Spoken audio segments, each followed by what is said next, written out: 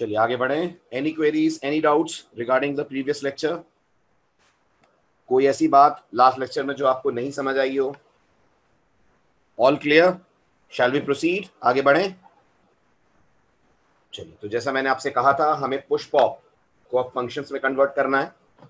Last lecture में आपने main के अंदर सब कुछ कर दिया था, and as you all know, अगर आप मेन में सब कुछ डंप करते हैं तो it's not good programming practice, right? Since we are using C language, हमें प्रोग्राम को प्रोसीजरल वे में बनाना चाहिए। प्रोसीजरल वे का मतलब प्रोग्राम में अलग अलग डिफाइन करने चाहिए हमें फंक्शंस। ओके अभिषेक, मैं भी बात कर लूंगा बैकअप के लिए, ठीक है? वीडियो तो अवेलेबल कराया था ना आप लोगों को स्ट्रक्चर का?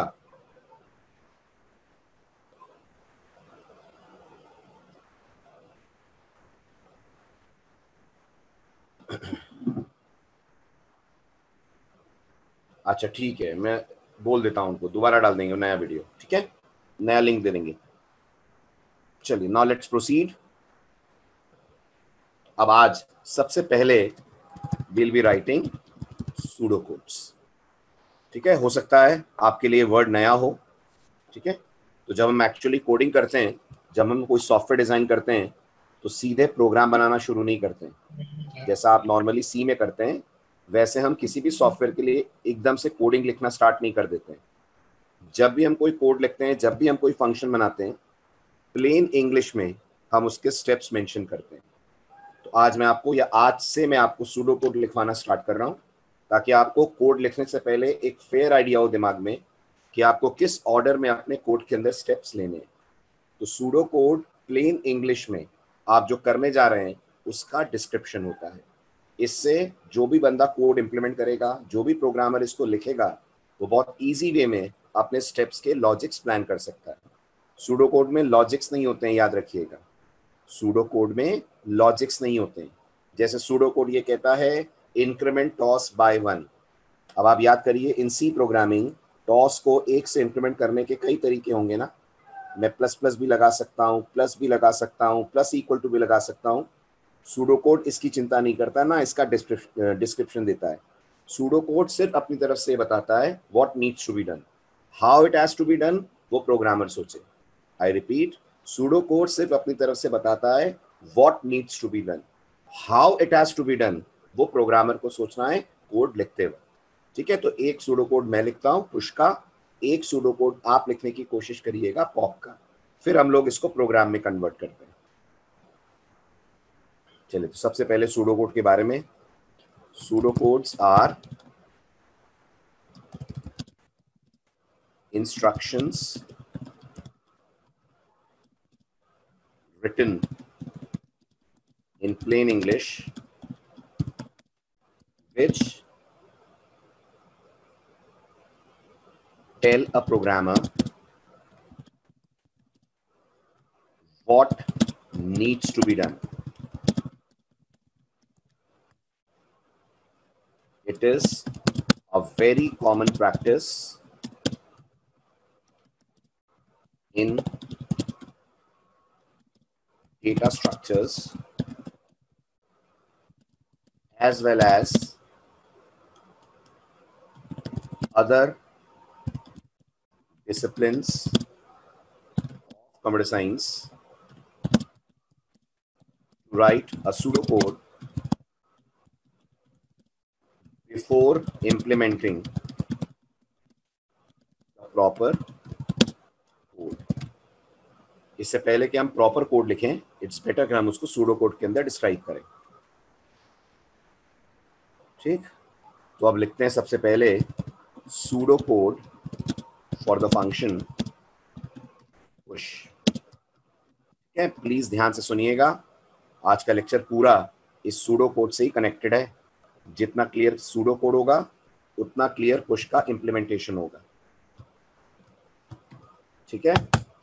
चलिए लेट्स बिगिन। अब बताइए, अगर हम पुश फंक्शन बना रहे हैं, हाँ सूडो कोड हर लैंग्वेज के लिए, ध्रुव उसका लैंग्वेज से कोई लेना देना नहीं है। लैंग्वेज तो प्रोग्रामर डिसाइड करेगा ना जब वो कोड लिखेगा। सूडो कोड तो इंग्लिश में लिखेंगे ना अपन, और इंग्लिश का किसी लैंग्वेज से थोड़ी कोई कनेक्शन है, सबके लिए कॉमन है इंग्लिश तो, ठीक? अब बताइए पुश फंक्शन का सबसे पहला काम क्या होगा? सोचिए। Very good, very good. Push का सबसे पहला काम होगा कि वो ये चेक करे कि स्टैक में जगह है या नहीं है। ठीक, एल्गोरिदम में बताता हूं योगेश क्या है। एल्गोरिदम सूडो कोड को सिंबल्स में कन्वर्ट करने को कहते हैं। I repeat Yogesh, algorithm pseudo code को सिंबल्स में कन्वर्ट करने को कहते हैं। फिर प्रोग्रामिंग क्या होती है? प्रोग्रामिंग कहती है उसे एग्जैक्ट सिंटेक्स में कन्वर्ट कर दीजिए। प्रोग्रामिंग कहती है उसे एग्जैक्ट सिंटेक्स में कन्वर्ट कर दीजिए, राइट? तो पहले अपन सूडो कोड लिखते हैं, उसको देखकर फंक्शंस बनाते हैं, फिर मैं आपको एल्गोरिदम बताऊंगा। ठीक है, फिलहाल सूडो कोड से फंक्शन कन्वर्जन करते हैं अपन। तो हमारा स्टेप 1 होता है चेक फॉर ओवरफ्लो। ठीक है, सोचकर देखिए, अगर पुश का काम है स्टैक के अंदर एलिमेंट पुश करना, तो ये चेक भी तो पुश ही करेगा ना कि स्टैक में जगह है या नहीं है। यस और नो, है ना? अब ये हमको नहीं बताना है सूडो कोड में कि ये कंडीशन कैसे लगाई जाएगी, वो हम कोड में बताएंगे।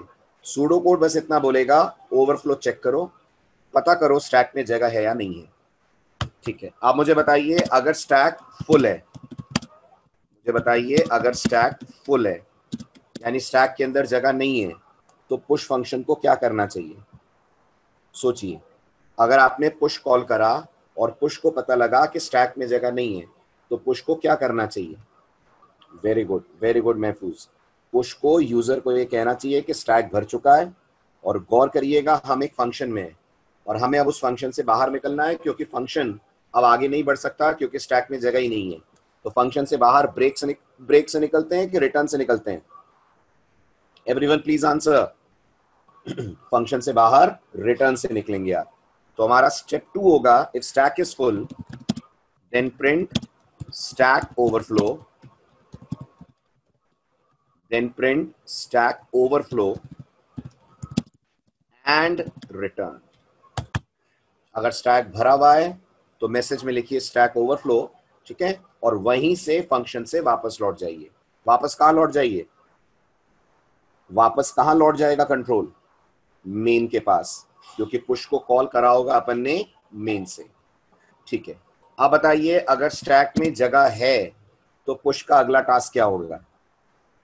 अगर स्टैक में जगह है तो पुश का अगला टास्क होगा टॉस को इंक्रीमेंट करना। तो सूडो कोड कहेगा इंक्रीमेंट टॉस बाय 1। ठीक है, टॉस इंक्रीमेंट होने के बाद अगला टास्क क्या है? कर दिया टॉस इंक्रीमेंट अपन ने। अब अगला टास्क क्या है? वेरी गुड, एलिमेंट को पुश करिए। कहां पर पुश करिए? कहां पर पुश करिए? स्टैक में पुश करिए। स्टैक में कौन सी पोजीशन पे पुश करिए? टॉस वाली पोजीशन पे पुश करिए। एलिमेंट को स्टैक में टॉस वाली पोजीशन पे पुश करिए। इसे आप इंग्लिश में लिख देंगे, push the element in the stack at the position pointed by toss। ठीक, फंक्शन खत्म, तो यहां आ जाएगा फिनिश एंड रिटर्न। बताइए पुश का सूडो कोड समझ आया? गुड। अब आप ट्राई करिए कि आप पॉप का सूडो कोड लिख पाए। बस एक बात याद रखिएगा लिखने से पहले, ध्यान से मेरी बात सुनिए। पॉप फंक्शन हमेशा स्टैक से जो वैल्यू पॉप करेगा उसे रिटर्न करेगा। पॉप फंक्शन हमेशा स्टैक से जो वैल्यू पॉप करेगा उसे रिटर्न करेगा। शिवम, टॉस पॉइंट नहीं करता, उसे पॉइंटर नहीं मानिए, वो सिर्फ इंडेक्स रख रहा है। अपन ने पहले भी बात की थी लास्ट लेक्चर में। आपका लास्ट लेक्चर मिस है क्या? लास्ट लेक्चर अटेंड नहीं करा है क्या शिवम?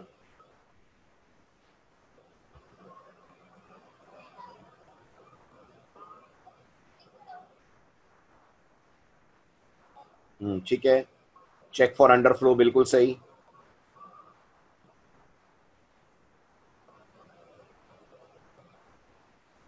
बिल्कुल सही है, पहला स्टेप बिल्कुल सही है। अंडरफ्लो चेक करो, अगर स्टैक में कोई एलिमेंट नहीं है तो वापस रिटर्न हो जाओ। ठीक, बिल्कुल।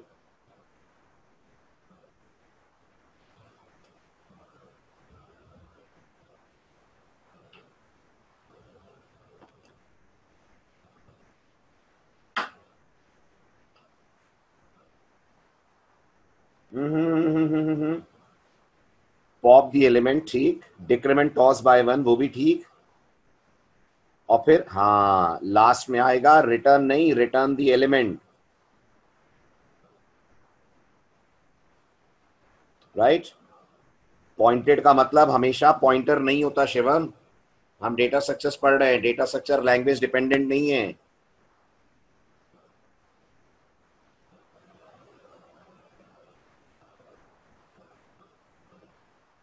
राइट, बिल्कुल सही। Pseudo code for the function pop,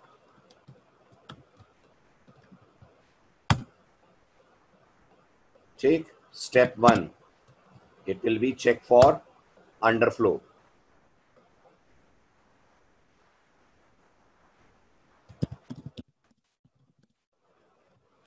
ये आपका फर्स्ट स्टेप हुआ।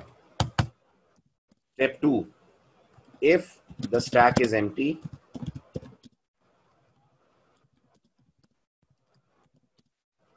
then print stack underflow and return। अगर स्टैक में जगह नहीं है तो मैसेज दीजिए स्टैक अंडरफ्लो की स्टेट में है और रिटर्न कर जाइए, ठीक। अब बताइएगा स्टैक अंडरफ्लो में नहीं है तो अगला काम क्या है, टॉस को डिक्रीमेंट करेंगे, एलिमेंट को निकालेंगे, या एलिमेंट को निकाल के टॉस को डिक्रीमेंट करेंगे? पहले एलिमेंट निकलेगा फिर टॉस डिक्रीमेंट होगा, कि पहले टॉस डिक्रीमेंट होगा फिर एलिमेंट निकलेगा? वेरी गुड, पहले एलिमेंट निकलेगा फिर टॉस को करेंगे अपन डिक्रीमेंट। तो नेक्स्ट स्टेप होगा pop the top element of the stack, ठीक है। टॉप एलिमेंट कौन होगा, स्टैक का टॉप एलिमेंट कौन होगा? स्टैक का टॉप एलिमेंट कौन होगा? सिंपल है, वो होगा जहां पे टॉस पॉइंट कर रहा है। वेरी गुड, जहां टॉस पॉइंट कर रहा है, एग्जैक्टली सौरभ, जिसको टॉस पॉइंट कर रहा है वो होगा, बिल्कुल सही सुरभि, जिसे टॉस पॉइंट कर रहा है वो कहलाएगा अपने आप में टॉप एलिमेंट, राइट। तो pop the top element of the stack, इसके बाद डिक्रीमेंट टॉस बाय वन करेंगे, ठीक। इसके बाद रिटर्न करना याद रखिएगा, सो रिटर्न द पॉप्ड एलिमेंट, जो स्टैक से एलिमेंट पॉप हुआ है उसे आप रिटर्न करेंगे। बताइए क्लियर हुआ, समझ आ गए पुश पॉप के स्टेप्स?